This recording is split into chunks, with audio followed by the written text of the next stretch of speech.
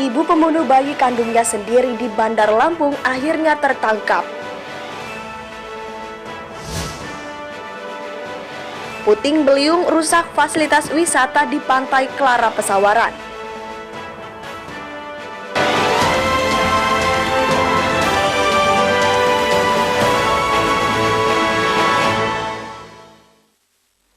Tabi pun. Selamat pagi pemirsa iNews di Bandar Lampung dan sekitarnya. Selama 30 menit ke depan, kami akan menemani pagi Anda dengan berbagai liputan dari berbagai daerah di Lampung. Polisi berhasil mengungkap kasus pembunuhan bayi 9 bulan di Bandar Lampung. Pelakunya adalah ibunya sendiri bersama pria selingkuhannya. Pemirsa, bersama saya Citra Ramadanti, inilah iNews Lampung selengkapnya.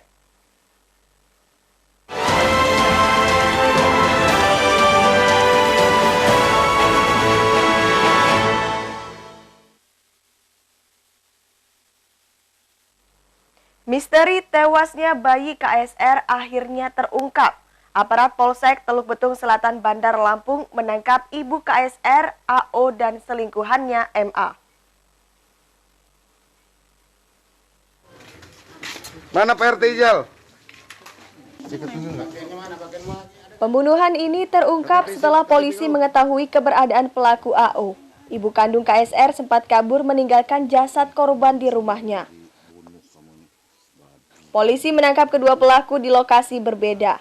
AO ditangkap di persembunyiannya di Desa Batu Suluh, Lampung Selatan. Sementara MA ditangkap di rumah kerabatnya MA di Kelurahan Talang, Bandar Lampung. Berdasarkan hasil pemeriksaan sementara, keduanya membunuh bayi KSR karena takut aib hubungan gelap mereka terbongkar. Wajah bayi 9 bulan yang merupakan anak kandung AO dan suaminya Ferry Mamat mirip MA selingkuhan AO. KSR dibunuh dengan cara memberikan paksa campuran cairan gula merah, asam jawa, dan minyak ritual di sebuah rumah kontrakan kerabatnya di Talang, Teluk Betung Selatan. Korban juga dibekap hingga akhirnya meninggal dunia. Polisi menyita sejumlah barang bukti pembunuhan yang sempat disembunyikan kedua pelaku di dalam pondok sebuah kebun. Lokasinya tidak jauh dari rumah pelaku. Itu di wilayah Kelurahan Bumi Waras di Kelurahan Cendana, di Jalan Cendana 2, di kontrakan rekan daripada pelaku MA. Barang bukti yang kita amankan itu Bang dibuang di mana itu? Untuk barang bukti yang kita amankan sementara itu tidak dibuang tapi disembunyikan di gubuk sebelah rumahnya yang dekat dengan kuburan. Di situ ada kebun, dia simpan di situ racikan-racikan yang digunakan untuk melakukan eksekusi terhadap korban. Kedua pelaku kini telah diamankan di Mapolsek dan masih menjalani pemeriksaan intensif tim penyidik Satreskrim Polsek Teluk Betung Selatan. Pelaku dijerat pasal 340 KUH Pidana dan pasal 80 ayat 4 Undang-Undang Perlindungan Anak dengan ancaman hukuman mati. Dari Bandar Lampung, Andres Avandi, iNews melaporkan. Sebelumnya, bayi KSR ditemukan tewas di dalam kamar di rumahnya. Terdapat luka lebam di tubuh bayi malang tersebut.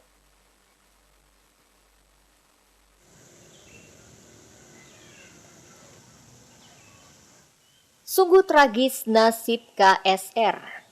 Bayi 9 bulan ini ditemukan tewas di dalam kamar di rumahnya di Kelurahan Talang, Teluk Betung Selatan, Bandar Lampung.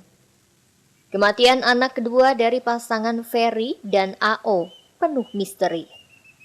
Terdapat sejumlah luka lebam di tubuh bayi KSR. Keluarga telah memakamkan KSR. Peristiwa memilukan ini terjadi pada Sabtu malam. Sebelum ditemukan tewas, korban KSR dibawa pergi oleh ibu kandungnya, AO, ke rumah kerabat. Mereka pergi pada Sabtu sore. Juwarni, nenek korban mengakui, korban dan menantunya AO sempat berpamitan untuk bermalam di rumah kerabatnya. Namun pada tengah malam, AO kembali pulang dan menggendong bayi KSR. Keluarga sempat curiga dengan gelagat AO yang terlihat terburu-buru, kemudian langsung pergi meninggalkan rumahnya. Sebelumnya, AO meninggalkan korban yang telah meninggal dunia di dalam kamar rumahnya. Ya, dia kan siang itu pamit mau tempat kakaknya di kebun pisang. Sore itu dia pun katanya mau nginep. Kalau mau nginep, kenapa malam jam 12 malam pulang, anaknya dipopong gitu. Saya kaget kan, saya lagi ngiriin anaknya yang itu nangis aja, buka diam-diam. Terus dia buka pintu, Ayu, namanya kan Ayu, Ayu ngapain lah anak malam-malam digendong-gendong kayak gitu, katanya mau nginep tempat kakak. Diam aja dia, masuk aja ke kamar, digeretakin, dia lari lagi, Ayo mau kemana yuk, mau ini, mau bilang sama Teh Ayu katanya gitu, sama Ayu, iya katanya. Terus ini kita tengok anaknya itu kok diem aja, terus ini. Belum diketahui pasti penyebab kematian korban. Kasus ini telah dilaporkan ke Polsek Teluk Betung Selatan, Bandar Lampung. Keluarga berharap dapat mengungkap misteri kematian balita malang ini. Dari Bandar Lampung, Andres Avandi, iNews melaporkan. Pemirsa, beralih ke informasi lain, Pengadilan Negeri Sukadana Lampung Timur memvonis bekas petugas Pusat Pelayanan Terpadu Pemberdayaan Perempuan dan Anak atau P2TP2A Lampung Timur, Dian Ansori, dihukum 20 tahun penjara dan kebiri. Terdakwa terbukti bersalah dalam kasus pencabulan terhadap anak.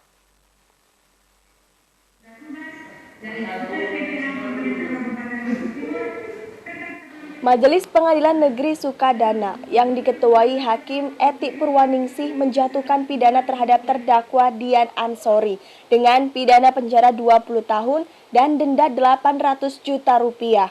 Dengan ketentuan apabila denda tersebut tidak dibayar diganti dengan pidana kurungan selama 3 bulan. Hakim juga menjatuhkan pidana kebiri terhadap Dian Ansori atas perbuatannya mencabuli korban NV. Tindakan kebiri kimia terhadap terdakwa untuk jangka waktu paling lama 1 tahun setelah terdakwa menjalani tindak pidana pokok. Dian Ansori dihukum membayar restitusi 7 juta rupiah terhadap korban dalam waktu 30 hari setelah memiliki kekuatan hukum tetap. Jika tidak membayar restitusi, keluarga atau ahli waris memberitahukan PN Sukadana dan akan diberikan surat peringatan. Apabila dalam waktu 14 hari tidak dibayar, harta terdakwa disita untuk dilelang. Apabila tidak juga dibayarkan dalam periode 14 hari tersebut, akan diganti kurungan 3 bulan. Vonis tersebut lebih tinggi dari tuntutan jaksa penuntut umum, yakni 15 tahun penjara. Tim Liputan iNews melaporkan. Kasus pencabulan dengan terdakwa Dian Ansori terungkap pada pertengahan 2020. Korban NV baru berusia 14 tahun. Ironisnya, pencabulan terjadi saat NV berada dalam dampingan Dian Ansori.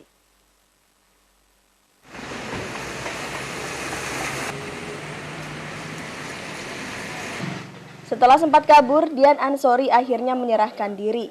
Penyidik Subdit Remaja Anak dan Wanita, Renakta, di Treskrim Polda Lampung, memeriksa sekaligus menahan pria tersebut dengan dugaan kekerasan seksual terhadap anak. Saat diperiksa, Dian mengakui telah menyetubuhi korban NV sebanyak 4 kali. Menurut tersangka, dirinya menginap di rumah korban untuk memberikan uang pinjaman kepada ayah korban, serta untuk mengurus keperluan sekolah korban NV. Kasus ini terungkap saat orang tua NV melaporkan pidana asusila ini ke Mapolda Lampung. LBH Bandar Lampung mendampingi korban dan keluarga. LBH Bandar Lampung menyayangkan peristiwa ini. NV mendapat pendampingan usai mendapat kekerasan seksual. Namun bukannya mendapat pemulihan psikologi, korban justru disetubuhi oleh pelaku. Tentang vonis 20 tahun dan kebiri ini, Direktur LBH Bandar Lampung, Chandra Mulyawan, meminta aparat penegak hukum untuk mengusut dugaan tindak pidana perdagangan orang. Putusan ini menjadi babak baru bagi aparat penegak hukum untuk menindaklanjuti dan mengembangkan perkara dugaan tindak pidana perdagangan orang, sebagaimana yang terungkap dalam fakta-fakta yang dihadirkan di pengadilan. Tim Liputan iNews melaporkan. Pemirsa, setelah jeda pariwara berikut, kami kembali dengan liputan tentang puting beliung rusak fasilitas wisata di Pantai Clara Pesawaran. Tetaplah bersama kami.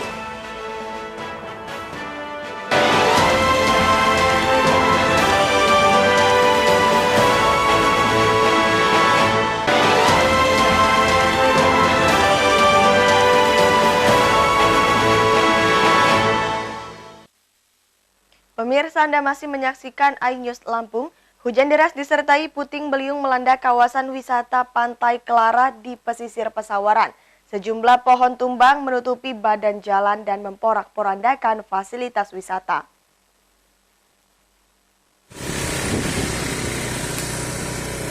Mohon izin, hancur. Peristiwa puting beliung terjadi sekitar pukul 16.45 Senin petang.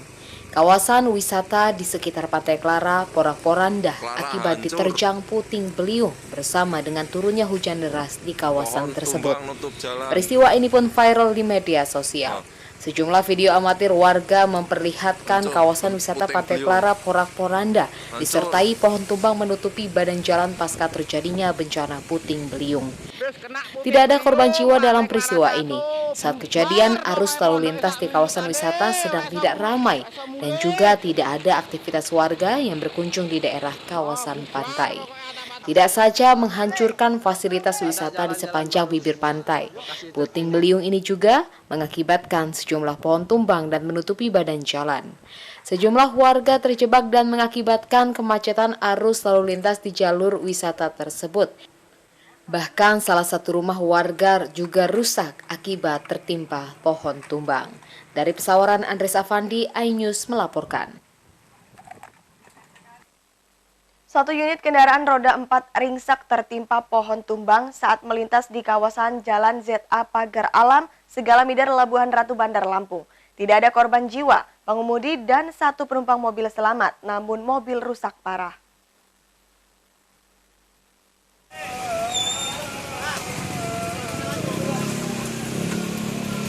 Pohon tumbang menimpa kendaraan milik Reynaldo yang melintas di Jalan ZA Pagar Alam. Mobil minibus bernomor polisi B2758TZH rusak di bagian atap dan depan mobil. Petugas memotong pohon tumbang untuk memudahkan evakuasi kendaraan. Pengemudi mobil, Reynaldo, mengatakan peristiwa ini terjadi secara tiba-tiba saat kendaraan yang ia kemudikan melintas. Saat kejadian cuaca masih gerimis usai hujan lebat melanda kawasan tersebut. Saya nggak tahu sih, Mas, tiba-tiba ya saya jalan pelan, itu tiba-tiba ya pohon itu tiba-tiba jatuh aja gitu. Oh, tadi sekitar jam berapa, Bang? Sekitar jam 5.50 lah. Jam 5.50 ya? Oh. Dalam mobil ada berapa orang? Saya berdua sama kawan. Berdua aja? Di depan semua. Di depan semua. Selamat semua atau ada yang luka? Selamat, Bang. Selamat ya? Mobil sendiri apa yang rusak, Bang? Itu bagian atap sih paling parah, sama kaca depan sih retak. Atap dan kaca depan ya? Sama bemper paling. Oh. Sejumlah personel petugas Badan Penanggulangan Bencana Bandar Lampung langsung membersihkan material. Petugas mengevakuasi kendaraan dan sisa pohon dari lokasi. Ini ya mungkin karena hujan deras ini ya. Iya. Setelah di angin itu agak deras juga, dari angin juga agak kencang. Anggota turun berapa, Bang? Anggota 6 orang. 6 orang. Proses evakuasi sendiri makan waktu berapa jam? Kita butuh waktu 15 menit sampai. Tidak ada korban jiwa dalam peristiwa ini, tapi pohon tumbang yang menimpa mobil ini sempat memacetkan arus lalu lintas di Jalan ZA Pagar Alam. Dari Bandar Lampung, Andres Afandi, iNews melaporkan. Badan Meteorologi, Klimatologi, dan Geofisika atau BMKG menginformasikan prospek cuaca wilayah Lampung dari 8 hingga 10 Februari. Dalam periode tersebut diperkirakan cuaca ekstrim seperti hujan lebat yang disertai petir dan angin kencang berpotensi terjadi di sejumlah wilayah Lampung.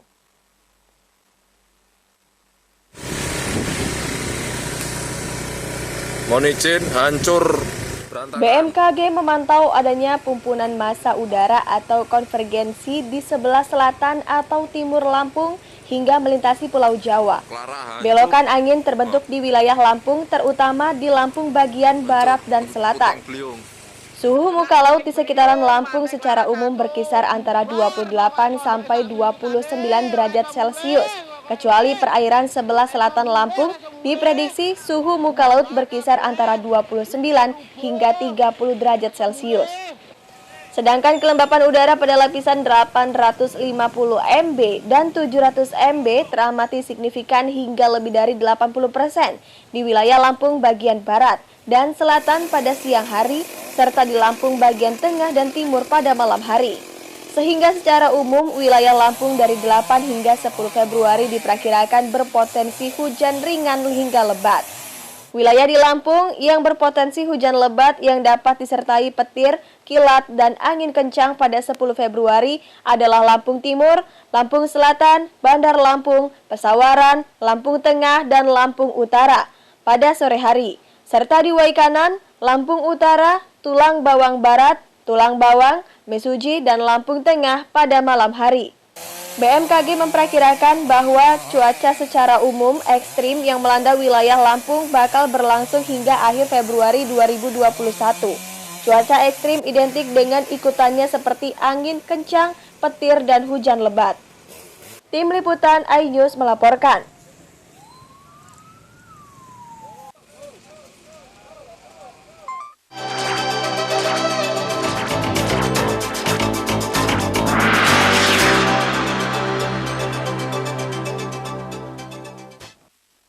Bupati Lampung Selatan Nanang Ermanto menjalani vaksinasi tahap kedua COVID-19. Hal ini dilakukan dalam rangka memutus penyebaran virus COVID-19 di Lampung Selatan. Vaksinasi tahap kedua dilakukan di Rumah Sakit Bob Bazar Kalianda, Lampung Selatan. Bupati menjalani screening sebelum mendapatkan vaksin.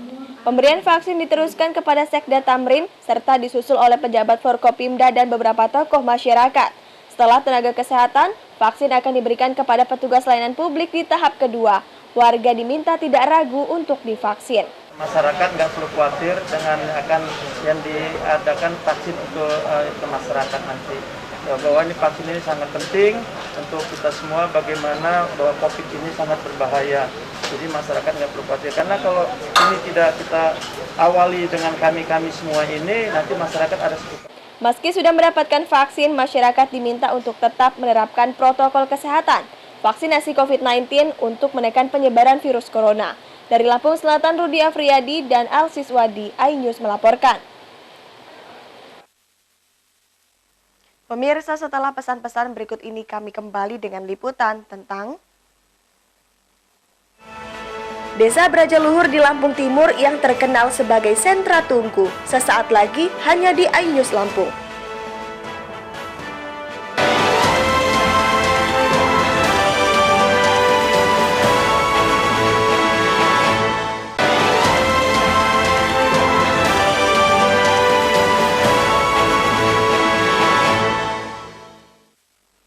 Desa Brajaluhur, Kecamatan Braja, Selebah, Lampung Timur terkenal sebagai desa sejuta tungku. Di desa ini hampir seluruh warganya bekerja sebagai pembuat tungku. Dan perangkat memasak ini tidak hanya terjual di luar daerah, tapi hingga ke luar negeri. Laporan tersebut mengakhiri iNews Lampung hari ini.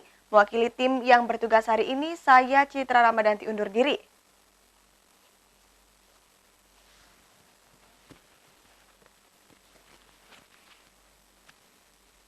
Kembali saya mengingatkan Anda untuk terus memakai masker saat berada di luar rumah. Masker menjaga Anda dan orang tersayang dari bahaya corona. Selamat melanjutkan aktivitas Anda, terima kasih dan sampai jumpa.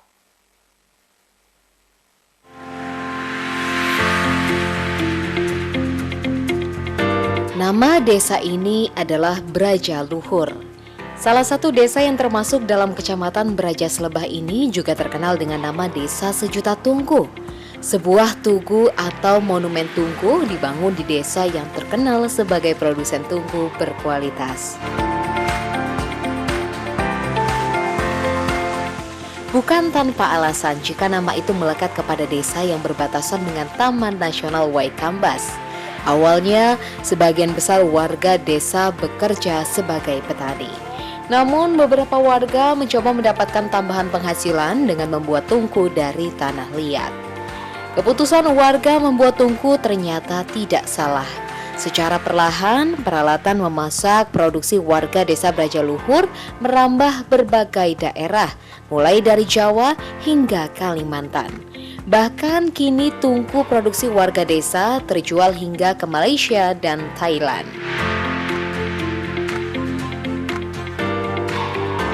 Meski saat ini warga telah menggunakan LPG untuk memasak, tungku dari tanah liat ini tetap laku. Dalam sebulan, warga desa dapat mengirim 2.000 hingga 3.000 tungku. Harga satu tungku ukuran sedang sekitar Rp20.000.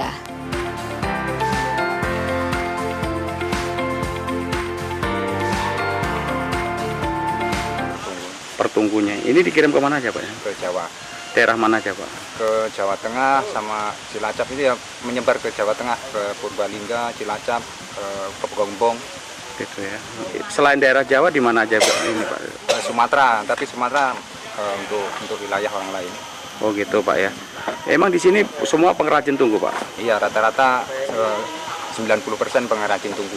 Gitu. Sejak tahun berapa ini Pak? Sekitar tahun 95 Pak ya. Tungku asal desa Brajaluhur ini sudah tembus ke pasar ASEAN seperti Malaysia dan Thailand. Untuk luar Lampung, Pulau Kalimantan dan Jawa merupakan tujuan pemasaran tungku. Meskipun warga sudah beralih ke LPG, kebutuhan akan tungku tetap tinggi. Model sederhana, mulai dari tahun 90-an sehingga bisa dibuat tungku seperti ini mulai sejak tahun 95. Awalnya masyarakat di Dusun 4 ini semua adalah petani tanggung karena hasil pertaniannya sangat minim sehingga beralih kerja memproduksi tungku. Tungku dari Brajaluhur ini adalah tungku satu-satunya produksi tungku yang terbesar di Indonesia. Sedangkan profesor tungkunya juga ada di desa Brajaluhur ini. Asal muasal tungku yang sekarang beredar sudah tingkat nasional bahkan sudah pernah sampai ke luar negeri itu asalnya dari desa Brajaluhur. Meski menjanjikan, perajin mengeluhkan kesulitan bahan baku dan modal.